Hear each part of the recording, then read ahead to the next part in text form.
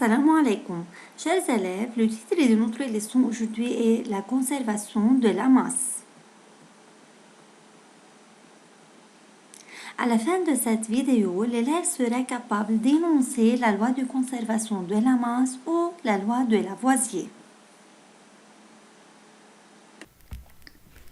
À votre avis, comment la masse d'un œuf varie-t-elle après l'ébullition? C'est-à-dire, cet œuf va-t-il devenir plus lourd, plus léger ou va-t-il conserver la même masse?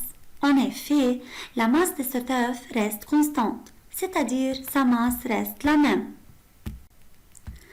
Donc, la masse de l'œuf avant l'ébullition est égale à la masse de l'œuf après l'ébullition. C'est une vérité très importante en sciences qui est vérifiée ou qui est découverte par un chimiste français appelé Antoine Lavoisier. Antoine Lavoisier a découvert la loi de conservation de la masse, qui signifie que la masse de matière ne change pas durant une réaction chimique. Donc, la masse des substances utilisées au début d'une réaction chimique, c'est-à-dire la masse des réactifs, est égale à la masse des nouvelles substances qui sont formées ou qui sont obtenues à la fin d'une réaction chimique, c'est-à-dire la masse des produits. Cette loi est connue par la loi de conservation de la masse ou la loi de Lavoisier. On va vérifier cette loi en se référant à la réaction qui a lieu entre la craie et le vinaigre. Chers élèves, vous pouvez me suivre maintenant à la page 144 de vos livres. Les matériels nécessaires à cette expérience sont un ballon, une craie en poudre contenue dans un bécher, un Erlenmeyer, une quantité de vinaigre et une balance. Qu'est-ce qu'on va faire? Premièrement, verser le vinaigre dans l'Erlenmeyer. Deuxièmement, introduire la craie en poudre dans le ballon. Troisièmement, boucher l'ouverture de l'Erlenmeyer avec le ballon sans que la poudre soit versée dans cet Erlenmeyer. Les substances de départ sont séparées, c'est-à-dire nous avons le vinaigre dans l'Erlenmeyer, la craie en poudre est à l'intérieur du ballon. Avant de mélanger ces deux substances, on mesure leur masse à l'aide d'une balance. On trouve que la masse est égale à 142 grammes.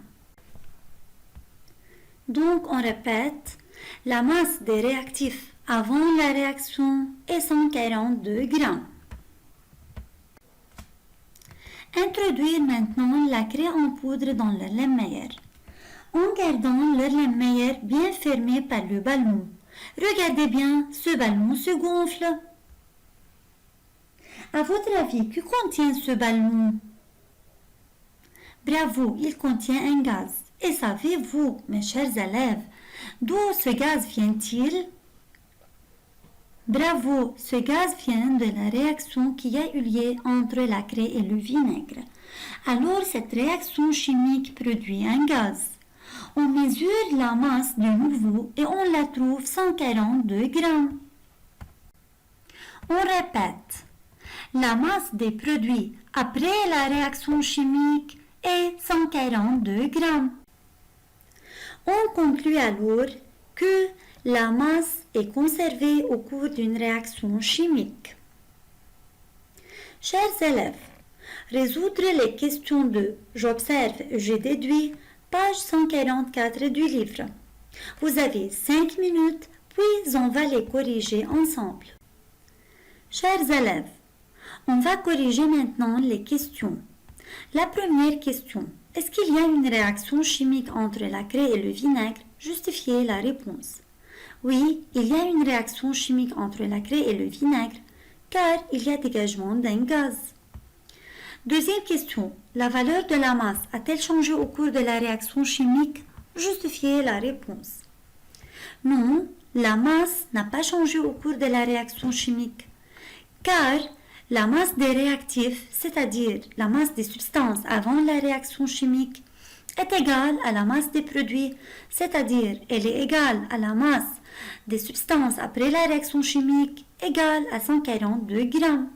Troisième question, que conclus-tu? On conclut que la masse est conservée au cours d'une réaction chimique. Chers élèves, on va résoudre maintenant cette application. On considère la réaction chimique suivante qui a eu lieu entre 100 g de fer et une certaine quantité ou une certaine masse de dioxygène de l'air. Cette réaction produit 143 g de rouille. Calculez la masse de dioxygène impliquée dans cette réaction.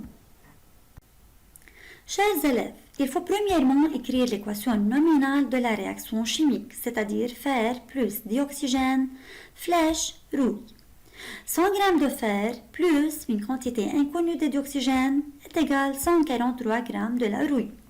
D'après la loi de Lavoisier, on connaît que la masse des réactifs est égale à la masse des produits, c'est-à-dire la masse de fer plus la masse de dioxygène est égale à la masse de la rouille.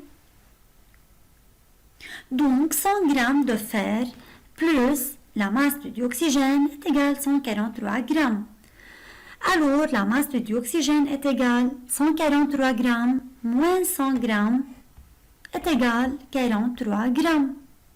On va vérifier ça.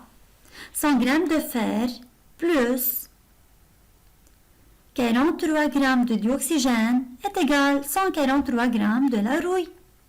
Donc, c'est juste. Chers élèves, merci beaucoup pour votre attention.